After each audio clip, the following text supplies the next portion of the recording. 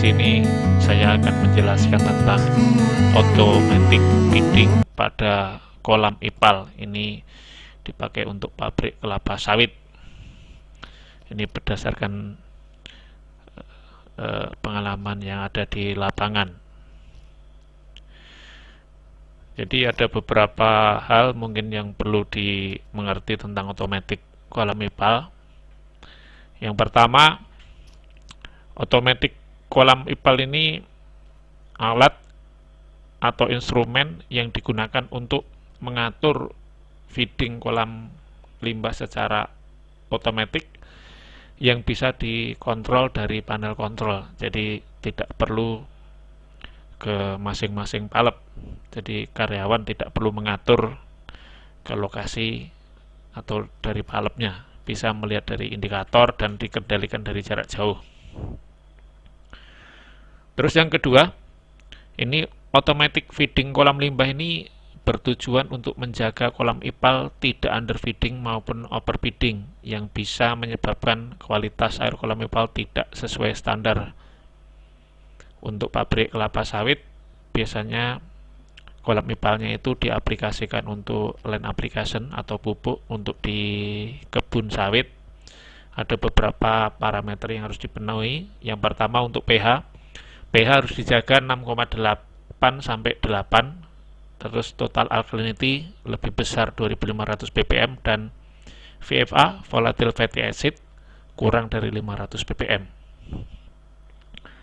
Habis itu yang paling penting adalah safety. Ini salah satu pabrik kelapa sawit yang ada di Bangko, kalau tidak salah. Ini telah terjadi kecelakaan karyawan di salah satu pabrik. Karyawan terjebak di kolam ipal. Ini Jumat 28 Mei 2021. Untuk beritanya komplitnya bisa searching internet. Untuk lokasi kejadian, di mana kasusnya bagaimana, bisa dilihat. Ini kalau lihatnya bisa di berita dari gorio.com. Ini berita dari Riau. Latar belakang ini harus dimengerti oleh kita semua supaya tujuannya tercapai. Jadi pengaturan kolam limbah selama ini biasanya di pabrik-pabrik kelapa sawit itu diatur secara manual. Jadi karyawan datang ke masing-masing kolam. Kolam 1 mau dibuka, kolam nomor 2 ditutup. Nah, dan lokasinya biasanya di pinggir kolam. Untuk pengumpanan kolam ipal itu kalau tidak teratur itu bisa menyebabkan overfeeding atau underfeeding.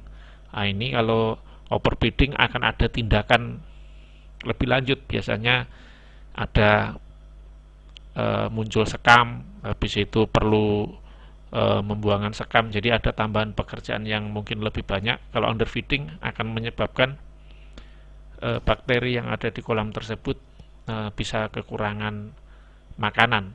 Jadi kalau sudah kurang makanan, kurus, lama-lama mati. Habis itu sistem yang ada itu biasanya sulit untuk mengawasi karena operator pengumpanan masing-masing kolam tersebut ini tidak ada yang mengawasi 100% karena biasanya dilakukan sendiri. Untuk operasional biasanya dari awal shift itu pagi sampai stop proses, dan itu perlu waktu yang lama.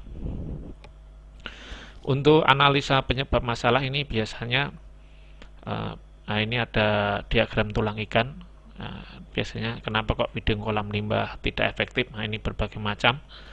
Ada yang kalau manusia ya kalau kerjaannya banyak ya enggak, kalau capek ya kadang enggak dilakukan. Habis itu kalau hujan ya enggak dibuka, enggak ditutup, enggak dipindah. Habis itu kalau semak rumputnya takut ular, pasti enggak dilakukan dengan baik. Makanya perlu kita buat sistem yang bisa mengontrol secara otomatis. Habis itu ini adalah sistem yang ada. Jadi kalau sebelum ini ya biasanya orangnya itu waduh buka balapnya berat ya gini. Nah, inilah biasanya yang terjadi di pabrik kelapa sawit, harus berganti-gantian seperti ini. Nah, ini kalau pemasangan, jadi pemasangan ini dibuat palep itu di atas. Jadi dipasangkan dari pipa HDPE, habis itu di reducer. Pipa HDPE biasanya untuk kolam pabrik kelapa sawit itu 6 in, di reducer ke 4 in, dikonekkan dengan bol palep. Habis itu bol palep ini dikonekkan sama elektrik aktuator. Jadi ngerombak dari piping yang biasanya di bawah menjadi di atas. Pekerjaannya sebetulnya cuma itu aja untuk instalasi pipa. Habis itu untuk kerapian supaya lantai kerjanya ini dicor supaya tidak bergerak untuk palepnya. Nah, ini kalau setelah perbaikan, nah kurang lebih seperti ini. Jadi tahapannya ini pemasangan instalasi pipa, elektrik aktuator, terus habis itu pemasangan kontrol sistemnya. Ini untuk prinsip kerja. Prinsip kerja ini yang pertama, buka tutup palep itu menggunakan elektrik aktuator, kebetulan mereknya ETOK. Waktu buka tutup diatur dengan timer dari kontrol panel dan terdapat indikator posisi palep. Jadi bisa mengetahui palep posisi terbuka atau tertutup itu dari kontrol panel yang ada di operator. Ini adalah gambar dari palepnya. Ini kenapa kok dipilih ETOK untuk mereknya? Yang pertama, dia elektrik system, jadi tidak pneumatik, tinggal tarik kabel dan listriknya 220. Torsinya besar sampai dengan 200 Nm. Nah, terdapat fasilitas limit switch, ini untuk indikator, jadi nggak perlu memasangkan indikator baru, di situ sudah ada, tinggal narikkan kabel. Habis itu cocok dengan dikoppel dengan bol palep untuk menambahkan resistor pada palep. Maintenance mudah, ini hanya mengasih grease supaya tidak terjadi karat. Habis itu dayanya rendah, 81 watt, jadi ampernya 0,37.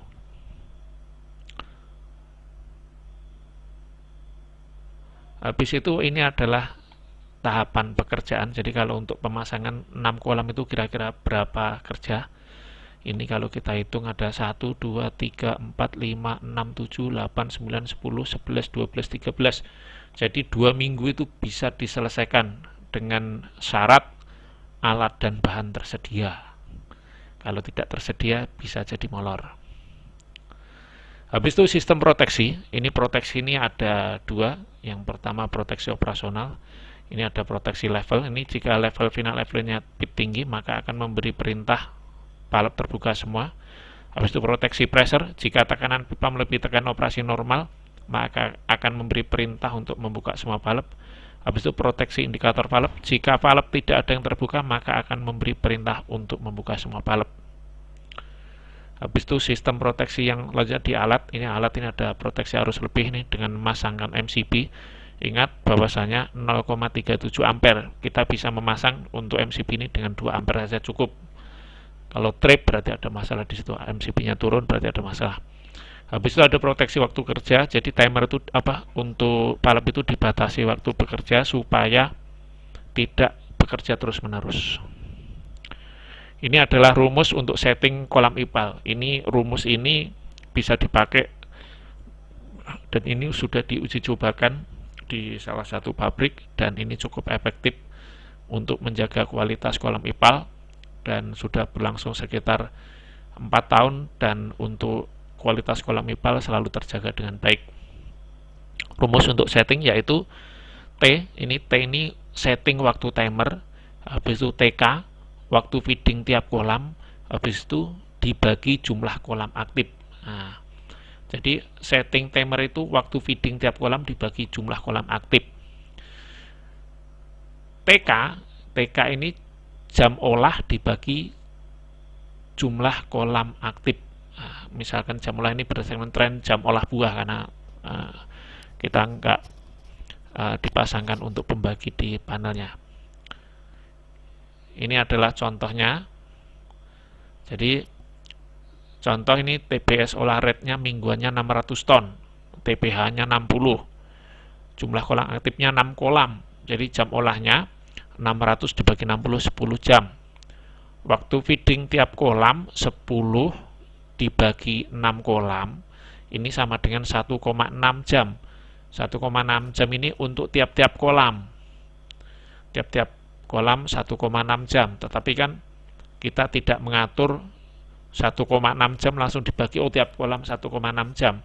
Nanti jadinya hanya sekali mendapatkan umpan. Habis itu 1,6 ini dibagi dengan jumlah kolam. Jadi akan mendapatkan 17 menit tiap kali. Jadi kalau dihitung-hitung dia akan mendapatkan 17 menit dengan 6 kali pengumpanan. Mungkin itu aja untuk selanjutnya. Next selanjutnya kita bahas lagi masalah sistem kerja dan nanti ada penjelasan khusus bagaimana sistem kerja supaya lebih jelas. Cukup sekian. Sampai jumpa. Terima kasih.